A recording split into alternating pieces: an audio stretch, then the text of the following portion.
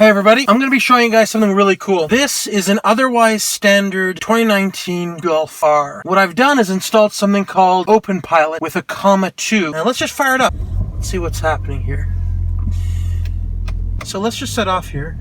Now what Autopilot is it's an open source driver monitoring and also self-driving system. Not full self-driving, it's similar to what Tesla has.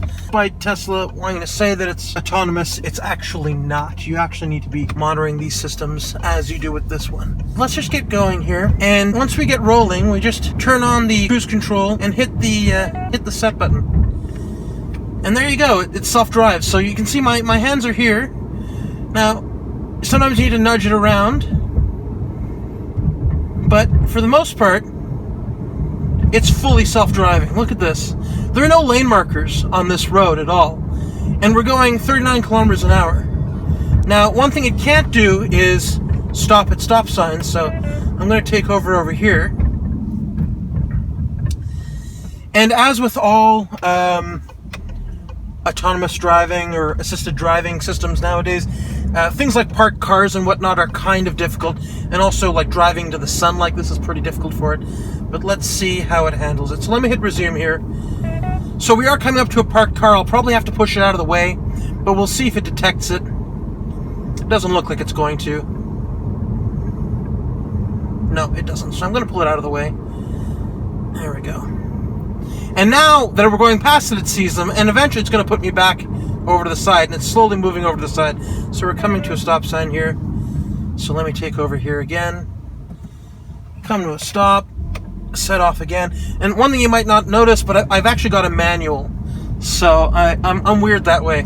I decided to get the less desirable manual, and then outfit it with the full self-driving, the autonomous lane keep assist and all that. But you can see, here you go, like it's handling it. Now, it's actually trying to nudge over to the left to avoid this,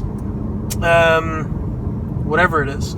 It's still a little too close. I don't like it, so I'm going to pull it out a little bit further, but it avoided it. And now it's, again, there are no lane markings on the road, so it's just judging based on what's going on around it. So it's pretty cool, and it's far more sophisticated than Volkswagen's stock system, which wouldn't activate below 60 kilometers an hour anyways. So let's go over here. Let's go for another side street, and let me just hit the resume button here. So here we are, like this is a normal road, and again, no hands, both hands are clearly away from the steering wheel. We're going to navigate this corner, we're going to come to a stop sign, and I'm going to have to take over to stop, but you can see it's turning, and I'm just going to hit the brakes. It doesn't know enough to slow down. Now, for these turns and things like that, if you had comma 2, if you had Autopilot on like a Toyota or a Honda, they will do control of the speed and braking. In this one, it lets the Volkswagen system do the speed and braking, so it's not as full-fledged as it is, or as it would be in a Toyota or a Honda, but it still works. And you can see here, I'm going to activate it, and we're going to be going past parked cars, and it's going to avoid them. Like it'll, it's keeping a okay distance. I prefer if it kept more of a distance, but it keeps a distance.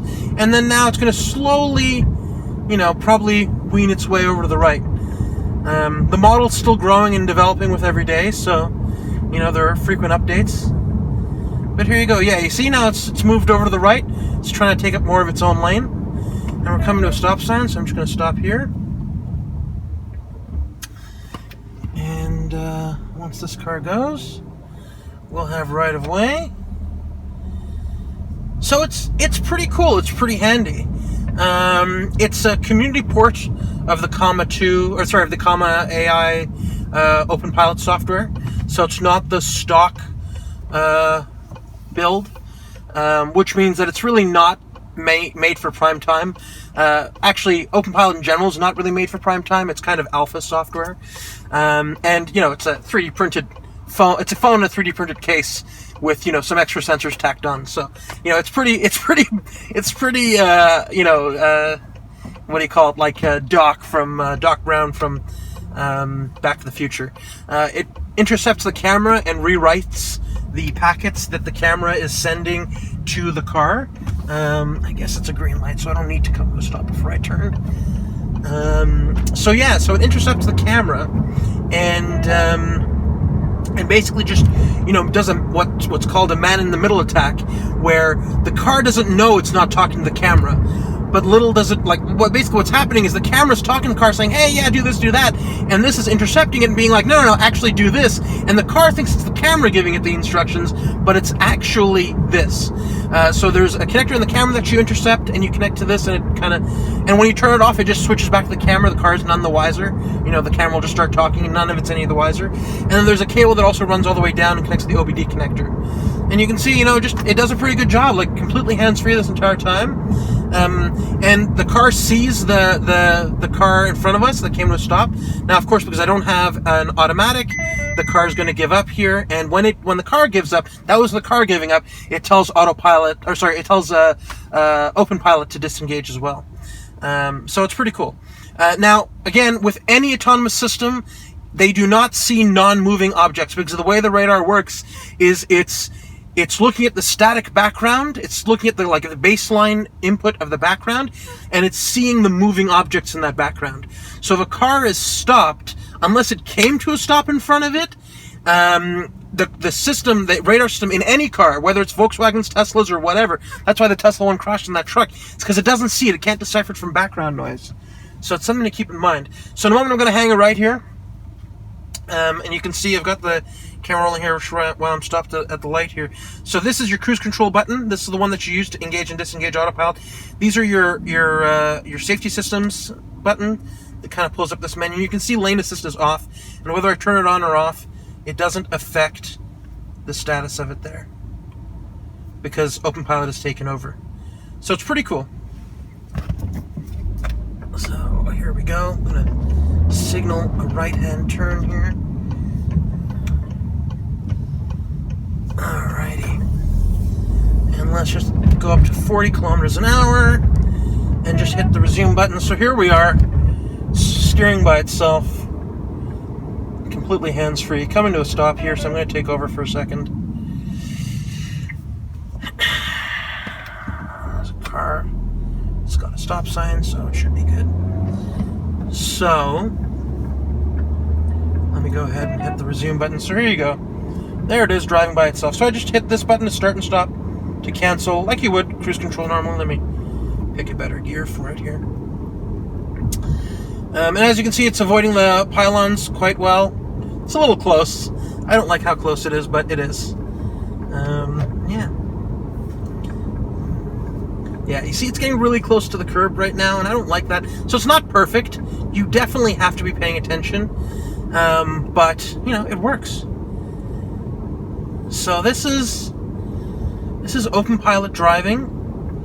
We're coming up to a stop again here. When I hit the brake or the gas, it disengages, and you hear that boop boop. And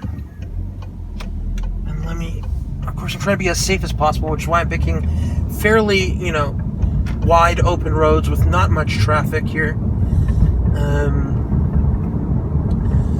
So right now, I'm driving, and basically all I do is I hit that resume button, and there you go, I can let it go.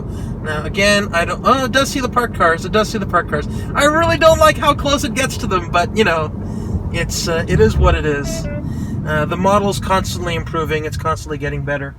But yeah, so in a second, this road is actually really interesting that we're coming back up to here, because it has a fork in it. So let me hit resume and we'll see what happens here.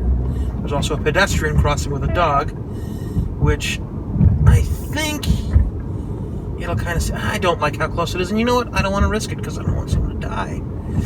And this is just all sorts of, oh, it got it. I'm just watching it. I'm like, okay, what's going on here? Will this work? It worked. That was a confusing situation for both it and me. A lot was going on there. If I was driving, I probably would have slowed down and given it a little bit more space. Doesn't have all the awareness and experience that a human does. But you can see, it's a little jerky sometimes, but it's navigating quite well. And it does see the truck, so it's slowing down. And now the system has decided to give up, so... But yeah, so that's That's it. That's open pilot on a Comet 2 running in a Golf R. Oh, yeah. Sometimes it's nice to drive yourself, though. I love this car. Alrighty, time to pull a Yui and go home. Call it a day. Yeah!